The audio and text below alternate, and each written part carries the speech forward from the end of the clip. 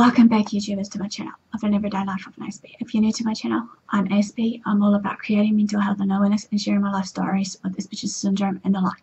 Today, obviously, as along with many other days, as I'm on the bandwagon for the Vlogmas, some of it will be Christmas related, some will be mental health related, because I feel that in this time of need or hour, we need to be considerate of others as well as ourselves when it comes down to our mental health, physical health and well-being. So this one is described up as coping with grief at Christmas time. Hopefully you're liking some of my videos so far. Smash the like button or comment below to let me know. And in saying this though, as we know, when Christmas is near and gone right now, it arrives like a pretty package full of grief triggers, such as your empty chairs, missing faces, the silent voices, which seems to haunt us in the holidays.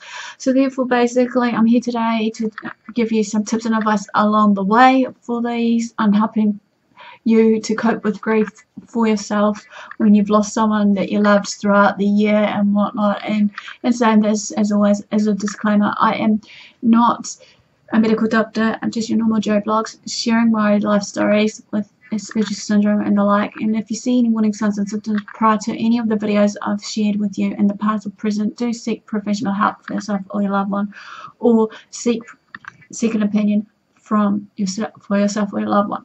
So I have come up with, at least from memory, 64 pro tips for you to cope with grief this holiday season.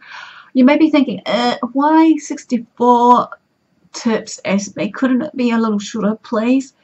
It's like, sure, there's plenty of tips and advice I can give you guys, but I thought, since what me being passionate about what I am, I thought just to, do it anyway. To take some, leave some, love some, hate some, do what you may with these tips, then just tell me, if you do take some away with you today, as I share this with you, what has worked for you in the holiday season past, or how do you plan to cope with the holidays this coming year of 2017?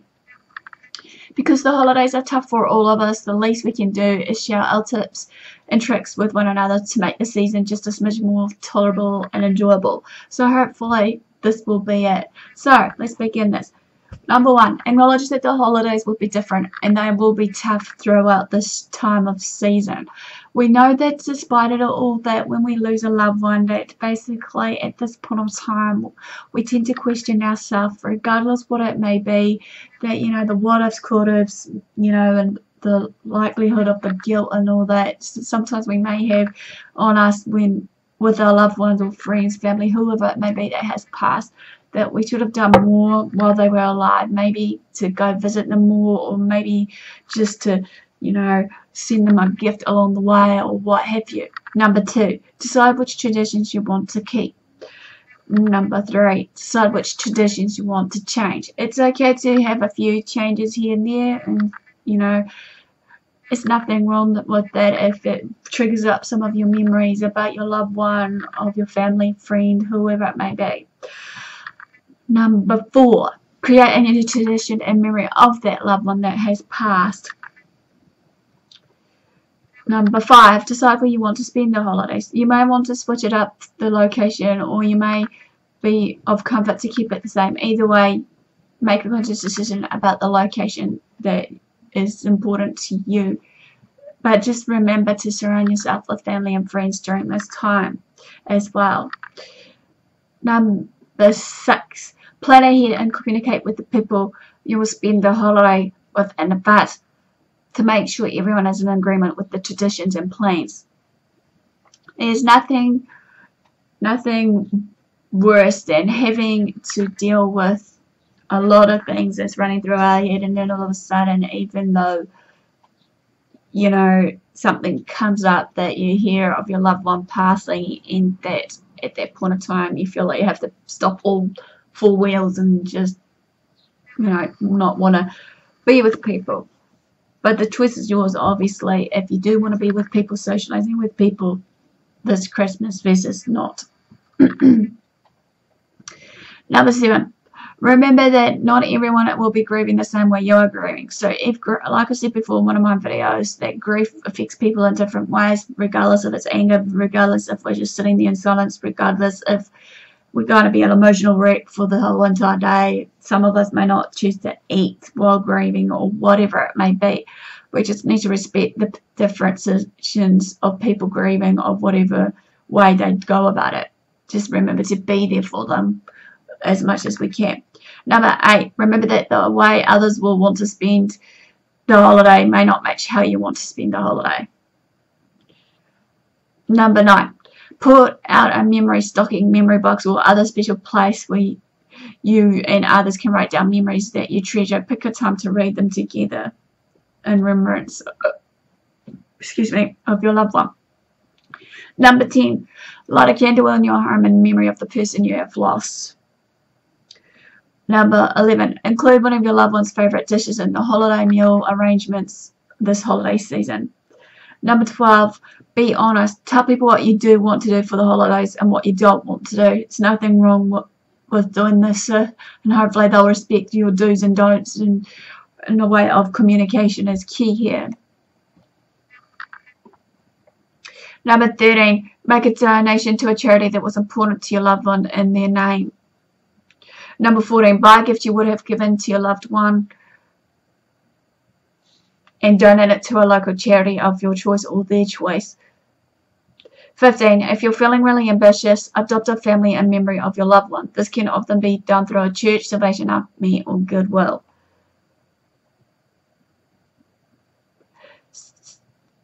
16, see a counsellor. Maybe you've been putting it off. These holiday season especially are tough, so this may be the time to talk to someone, not just a counsellor, but you could probably in your quiet time find someone you trust in your family, maybe to talk it out and whatnot.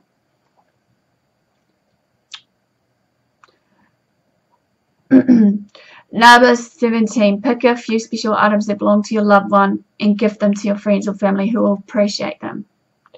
Number 18, make a memorial ornament, wreath, or any other decoration in honor of your loved one. 19, if you've been having a hard time parting with your loved one's clothing, use the holiday season as an opportunity to donate some items to a homeless shelter or some other charity.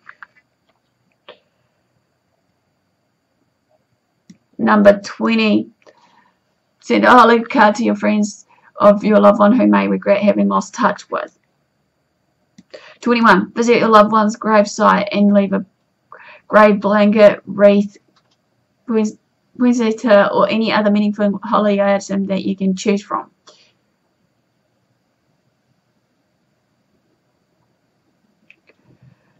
Number 22 is play your loved one's favourite holiday music. 23, if your loved one hated holiday music, that sure is okay as well. Play whatever music they loved. Number 24, journal when you are having an especially bad day. 25, skip holiday events if you're on holiday overload. 26, don't feel guilty about skipping these events. However, if you're on that holiday mode, you might drive yourself, so you can leave it if it gets too much for you, or you can in the next one over improvise by obviously delegating tasks for people in the household. If you're with some people around you that can help assist you in this holiday season with decorations, you know, food, whatever it may be that you want to do. Don't get trapped. When you go to holiday events, drive yourself so you can leave if it gets way too much for you. Pull out photo albums and spend some time on the holiday looking at these photos. 29. Talk to kids about the holidays. It can be confusing for kids that the holidays can be both happy and sad after a loved one's death. Let them know it's okay to enjoy the holiday and it's okay to be sad also. 30. Make a dish that your loved one used to make. Don't be discouraged if you try to make their dish and you failed it. We've all been there and done that. 31. Leave an empty seat at the holiday table in the memory of your loved one. If leaving an empty seat is too depressing, invite someone who doesn't have family to spend the holiday with you. 33. Don't send holiday cards this year if it's too sad or overwhelming for you. Don't feel guilty about not sending holiday cards. Create a dear photograph with a photo of a holiday past with your loved one in it. Skip or minimize gifts. After a death, material things can seem less meaningful and the more can seem especially stressful. Talk as a family and decide whether you truly want to exchange gifts this year. Put out a photo table of photos of your loved one at holiday celebrations in the past. Go to a grief group. When everyone looks so gosh darn filled with holiday cheer, sometimes it's helpful to help others who are struggling. Skip or minimize the decorations if there are too much this year. Don't worry, you'll see plenty of decorations outside the house. Don't forever feel guilty if you do skip or minimize the decorations. Remember that crying is okay. The holidays are and who knows what may trigger a cry fest. We've all been there, and it's okay to cry even if you're in a sock hole at Target. 41. Volunteer in your loved one's memory. 42. Let your perfectionism go. If you have always wanted a perfect tree, perfectly wrapped gifts, and a perfect table, accept that this year may not be perfect, and that is done okay. I know this is easier said than done for the new type A's, but give it a try. Ignore people who want to tell you what you should do for the holiday. Listen to yourself by listening to your gut instincts. Trust yourself, communicate with your family, and do what works for you and is right for you. Seek gratitude. This is a hard one for me, but try to find one daily gratitude throughout the holiday season. 44. Write it down, photograph it, and share it on Facebook of your gratitude. Whatever it may be, just look for the little things. Here have some tips if you're struggling with it. Watch the food. Food can make us feel better in the short term. Damn you dopamine until we feel like crap later that we ate the whole tin of the holiday cookies or a large cake slice. Don't deprive yourself, but be careful that you don't let food become your holiday comfort, however. 46. Watch the booze. Alcohol can become a fast friend when we are grieving. If that holiday party is getting to be too much for us, head home instead of to the open bar. If you are stressed about the crowds in the mall, cut back on gifts or do your shopping online. If you are stressed out about making holiday dinner, ask someone else to cook or buy dinner this year. There's nothing wrong with that, as again, delegation and communication is key here. Splurge on a gift for you. Grief can make us feel a little entitled and self-involved, and that is okay sometimes within reason, of course. Splurge on a holiday gift for yourself this year and make it a good one. Say yes to help. There will be people who want to help and may offer their support. Take them up on their offers. Don't be afraid to ask for help. Also, if people aren't offering, ask. This can be super hard if it isn't your classic style, but it's important. Asking others to help with cooking, shopping, or decorating can be a big relief for all of us. Donate a holiday meal to a family in need through a local church, Salvation Army, or Department of Social Services. Identify the people who will be able to help and support you during the holidays and identify who may cause you more stress. Try to spend more time with the former group and less with the latter.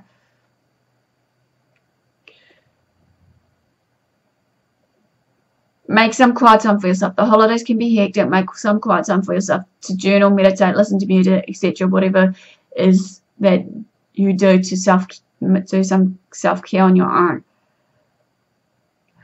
Make some quiet time for yourself. The holidays can be hectic. Make quiet time for yourself, as I said, as well. In saying this, practice self-care. I know this may be cliche, but it is true. Whatever it is that helps you recharge, do it. You can find some self-care tips into this with what I'm sharing with you all. Support kids by doing a memorial grief activity together if you've got kids. Donate altar flowers or other holiday decorations at your place of worship in memory of your loved one. Prioritize and don't overcommit. When the holidays are filled with so many parties, dinners, and events, save your energy for those that are more important. Look at everything you have to do and rank them in order of importance. Prioritize and don't overcommit. When the holidays are filled with so many parties, as I said, plan for the most important and skip the rest. Make a list and check it twice. Grief makes it harder for us to concentrate and remember things. When you have a lot going on at the holidays, make a list of, even if you aren't usually a list maker, and write things down onto a calendar. Skip it. Really, if you just can't face the holiday, it is okay to take a break this year before you go to this extreme. Consider if you could just simplify your holiday. Enjoy yourself. The holidays will be tough, but there will be also love and joy. Remember, it's okay to be happy. This doesn't diminish how much you love and miss the person who isn't there this holiday season. Don't forever feel guilty for the joys that you find this holiday season as well, and at peace. So this quickly ends an overview of coping with grief over Christmas time. Smash the like button, comment below if I've missed out anything, or comment below how you go about coping with your everyday grievances of your loved one that you lost. Feel free to share these videos around. Feel free to subscribe to my channel if you haven't done so, because as I said, Monday to Friday was my schedule, and leading up to after New Year's, most likely it'll be shortening down to Monday, Wednesday, Friday. While you're down there, if you did decide to subscribe, feel free to turn on the notification bell so you can keep up to date with what I get up to. Follow me on my social media sites, also on Twitter and Facebook, because I post out there. And so don't forget when I'm away over the first 2 weeks of January, because as I said before, I'm hoping to basically put some videos up for your guys' entertainment, education, and whatever else. So over there, guys, thanks for support, thanks for watching, do what you love what you're doing. Until next time, Aspie signing out, and I'll see you again soon. Ciao for now.